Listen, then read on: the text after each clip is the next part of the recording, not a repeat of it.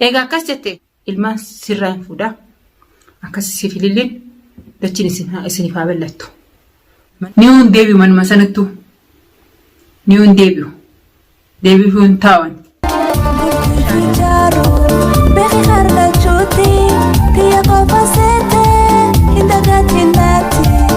السلام عليكم ورحمة الله وبركاته. حردوسو في أجابتها حين أشما هاركفني أكم جرتن نجا خيسني فيادا بكجرتين تيجا نجا في نجا إسني تعطون إسنجا أكسمت تيجا ورين رانتنا خارج على خنا رتن على خنا سبسكرايب جروبان نفعنا بدأنا إسنجا فيديو تناس حكر متداول هذا أكسمت تيجا رانتنا مارك أبتيك تجون كيسن ينولو رانتنا هاي فتيا رانت بتشوف دوفيه jechuudha bal'inaan jechuudha viidiyoo sana waliin qabadhee si dhufeef dubartiin jechuudha biyya arabaa keessa jirtan keessatti akka barumsa guddaa argattan barumsa guddaa fudhattan jedhee yaada viidiyoo sana haga dhumatti daawwadhaa maaliif bahar fatiyaa manaa baatee jirti manaa deemtee jirti dhugaadha biyya arabaa sana keessa dhalaan naamusa qabdu dhalaan jechuudha adabaan naamusa qabdu taawaa hunda beektu yoo jaarsa wal lolteewu yoo jaarsa wal dhabde deemtee jechuudha ganda namaan dheettu jechuudha ganda oromoodha hin dheetu ishiin innaa kabajaa qabu fataan amma innaa kabajaa ishiin qabdu wallaahi naamusa ishiin qabdu hedduun ishii dinqisiifadha mana arabaa dheetti jechuudha bakka dalagaa jechuudha bakka dalagaa ishii jaarsa wal dhabnan maaliif duraanuu dalagaa fi biyyaa ba'ee halaas jettee jechuudha dalagaa asirratti deebitee jechuudha wallaahi. Gamanumaan karaa fatiyaa isin dabarsee walitti deebinaa hamma dhuma qophii jetti nafaan turaan isin jaame. Dhugaa yoo ta'e yaani manarraa eeggaddan manarraa deemee eegan manarraa deemee warra arabaa warra duraan wal beeknu warra biraan hojjechuu ture duraan bira hojjechuu ture wal beekna. Akkanatti isaan bira dhaqee isaan bira jira. Alhamdulillah rabbil alamin garuu obboleeyyiin kiyya.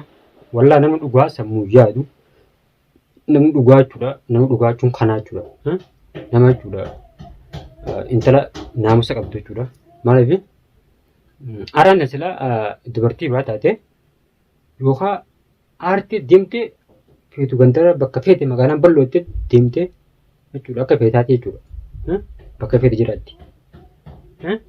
Hoggutaan jaarsilleen ni shakkaa jechuudha. Intala kamatti lugatti deemtee ganda kana kan bultu jee. Amma ishiin jechuudha innaa naamusa qabaansaa keessa jechuudha laalame bakka dalagaa dheettee jechuudha bakka hojii duraan hoggatti irraa baate dheettee jechuudha. Obboleeyyan kiyya dhugaadhaa nama hedduutu ilmaan kedistee manarraan deemnii jechuu jirtanii. Anuu ilmaan kiyya dhiisuuf illee miti. Nilleen dhiisuu maaliif ilmaan kana ani waatutti rakkatetti cinqame garuu otuu dhiisuun ta'ini guyyuma xiqqoo hanga haala mijeeffadhee inshaallah biiznillah akkasitti ilmaan kiyya biraniin deebi'a yoo rabbiin jee garuu ani waan itti deeme manarraa xiqqoo hangam takka fatiyaan obsa qabdii hangam takka obsuu turtee mana kana keessa. Inni dhugaadha jira hanya. Haati ilmoo dhalte abbarra jechuudha ta'a ilmaaniif dhimamtu haadha. Garaa dhalee beekaa jechuudha. Dhugaadha ishee roorroo ishee deemu jirtu jechuudha. Roorrifamteetti yeroo dadhabdee ilmaan isaaniillee dhiiftee deemtu jechuudha. Warri maaliif fatiyaa ilmaan dhiiftee deemtee warri jiruutti hin jiran jechuudha. Wallaahi asumaan fakkeenya irraa fudhadhaadha. Ammaan tanaan biyya arabaa sana keessatti dubartii baay'ee hin arge yoo jaarsa wal dhabde bara jaarsi gubbaraan fuudhinu yoo jaarsa wal dhabde halaa deemtee ishilleen akka feete bashannantee jechuudha. Addii rabbi bal'oodhaa dhiirtii isi bichaadha jettee deemtee jechuudha. Awwallaa immoo fatiyaan inni naamusa qabaatinsaa keessa deemtee jechuudha. Hojii ishee seentee jechuudha. Nama jechuun kanaa jechuun nama yoo yaada san bakkaan gahuu danda'u nama waan biyyaa beeku nama waa'ee maanaa bultii beeku jechuudha. Waa meeqa qabdee taa'uun jirti haa laalu. deemii naan jette mana keetirraa deeme. Yoo ati gabbaate silleen barbaadu naan jette deeme mana keetirra. Alhamdulillah garuu. Takkaanaati jara keenya dubbii isaa irratti inni kisimu duraatu yoo ajaja haadha fi abbaa keetiin dhageenye yoo asii gabbaate siyaala ol hin deebi'u jeen. Siyaala ol deebi'ee siyaala deemee isin barbaadu jeen jechuudha. Afaan isaatiin jeen. Jecha kana wanni jeen akkuma ishiin irraa gabbaatuuf.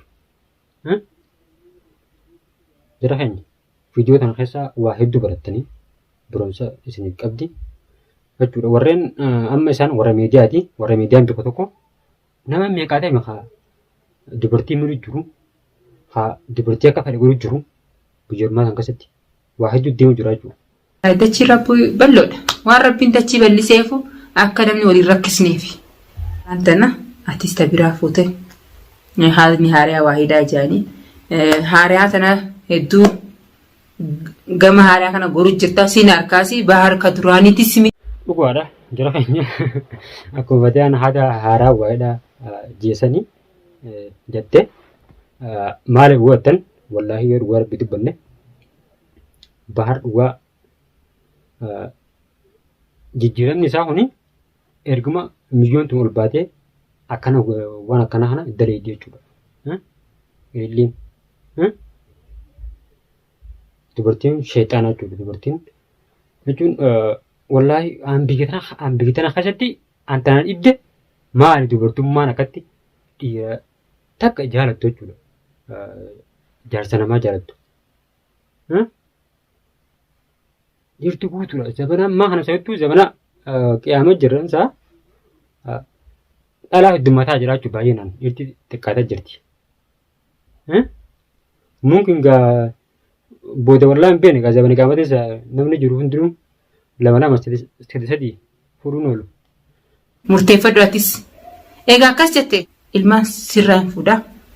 Akkas siifililleen dachiin isiniif haa bal'attu. Mana isiniif hin gadhiisa. Maaliif? Dirqamaallee miti. Yoo ati fedhiinsa qabaatte illee mana kana keessa deebi'uu qabdi as galuu qabdi yoo jette ani immoo badalee si hojii mana tokko keessa galuu irra yoo anummaa mana isinii dhiise. Dhugaadha jara keenya bakka kanatti maal seetan egaa baddala ishiin dhuftee mana wajji galtu intala ishiin jaalanne intala waliin jaalanne intala akka isaan adda ba'an godhuudhaaf tattaafataa jirtu akkamitti wajjin jaalayyoo. Intala saniin mana ishii saniin fidee wajjin jaalatanii jechuun waan hin dandamne jechuudha. Alaas roorroo takkaa jechuudha sirraa. Ni deebi'u manuma sanattuu ni deebi'u. Deebi'uu hin taa'an. Inshaallah haala kiyya mijeeffadheetin sanboota ni deebi'u manuma san. Akkasitti si ballisa. Akkasii Fatiyaa mana deebitu hin jirtu. Fatiyaa irraanfadhu. Irraanfadhu Fatiyaa. Fatiyaa irraanfadhu. Garuu waan takkan si dama baar. Akka haadha takkatti. Ilmaan kiyya qofa amaana. Ilmaan kiyya dhiistee karaa biraas hin deddeemin kophaa isaanii dhiistee guddoo madrasaa jirti. Neen bilbilaan hin gaafadhaa guddoollee madrasaa jirti ilmaan dhiistee kophaa hin deddeemin. Dhiistee biraan deddeemin jechuu kiyya. Ta biraa miti waan biraan hin sidhaamuun qabu ilmaan makayyaan qabaa. Takkanaatiin nuti wallaahi maashaallahi maaliif baay'inaan wallaahi dubartoonni keenya irra guddaan keessatti dubartoonni biyya arabaa keessa jirtan viidiyoo kana barumsa irraa fudhadhaa. Amma rakkoo kan qabu dubartuma teenya. Maaliif asumatti tuun tarabbiin abaaree biyya baasee jechuudha jirti. Asumatti miskiin jirti jechuudha nagaa. Tan dubartii tanagaatillee balleessitu dubartii badduu tana. Yoo dubartiin teenya naamusa qabaatte dhiirti teenya illee naamusa qabdi. Kanuma amaanaa sidhaame. Narraa akkan dheebonne narraa akkan beelonni. Duraanuu mana na ooltu ati ni deddeemtaan hin beekaa. Mana na ooltu akka Fatiyaan mana jirtu miti amma. Garuu eegaa ati jaalattee fuute siif jaarti taate. San siifisin walitti sinaa urgeessu. Garuu gama kiyyaan anaa fidillee walitti hin tollu. ni walittu mallu mana tokko keessa galuuf. Yoo bar isaan kanaaf yoo inni walitti araarsee bakka takkatti galchu taate osoo adda addattuu galchee maaliif bultiin tun numa diigamtee jechuudha. Miyyoon akka itti isaan kana Fatiyyaa sana ofirraa baaftu karooratu mujjurti ishiin. Amma ol baatee fi Fatiyyaan hin jaaladhaa ni aarfadhaa minam hin jetti malee miyyoon sun gadi fagoodha. Wallaahi waan akkana har'a shamarran keenya if qusadhaadha. Eeggannoo godhaadha. Dhirti teenyalleen dubartii miidhuurraa dhaabbadhaan siin jaa wallaahi. Shamarran teenya keessafuu kan akkaan sana iftiin callisina. Dubbadhaaf irraa. Takkanaati hordoftoota fi dhaggeeffattoota keenya viidiyoo sana sheer godhaadhaa wal biraan gaadhaan isiin jaa qophiin gitarraa tana fakkaatti hamma qophii biraatii walitti deemuutti assalaamu alaikum warahmatullaahi wabarakaatuh.